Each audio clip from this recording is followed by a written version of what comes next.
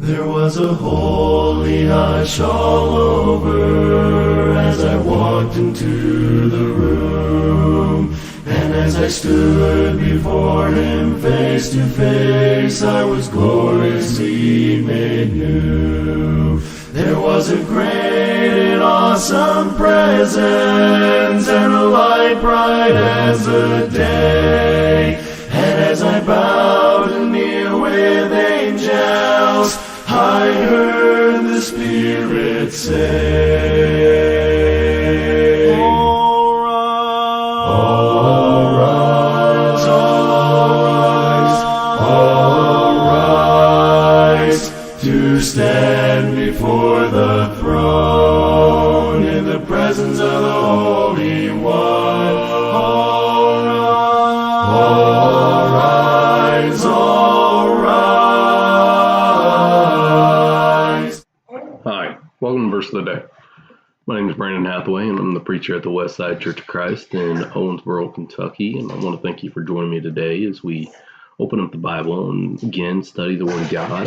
We are in the book of Genesis, in Genesis chapter 34 today, Genesis 34. I'm going to look at the last two verses in the chapter here, in verses 30 and 31. So this chapter is about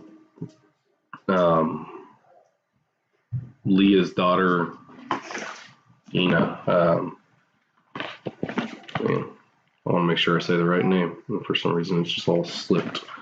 Dinah. I want to make sure I got that right. And she had went out and was trying to see I guess it's said to be with the women of these other people. And so to meet new people and see what they were about. And while doing that, Shechem had come up and had his way with her and abused her. And afterwards, he tries to, I don't know if you want to say make things right, but after being with her, he decided that he wanted her. And so he goes to his father and basically demands that he get her for his wife. And so between Jacob and the 12 brothers, it's really about the 12 brothers here, they take it upon themselves to get back at Shechem and his father, Hamor. And so we kind of pick up here, and it says in verse 30, after they had deceived them and killed all the men and then had plundered the wives and children, it says, then Jacob said to Simeon and Levi, you have brought trouble on me by making me stink to the inhabitants of the land, the Canaanites and the Perizzites. My number are few, and if they gather themselves against me and attack me, I shall be destroyed, both I and my household. But they said, should he treat our sister like a prostitute? And of course, these two end up being passed up to be one of the ones that receive the blessing, It's usually the oldest child that gets the blessing that receives the main inheritance. And, of course, Jacob and Esau were, Esau was supposed to get it because he was born first.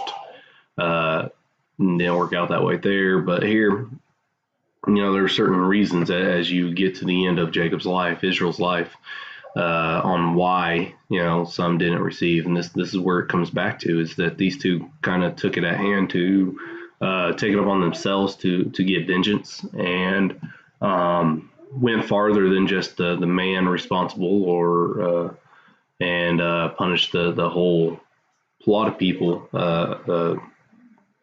here and took all their possessions and their wives and children.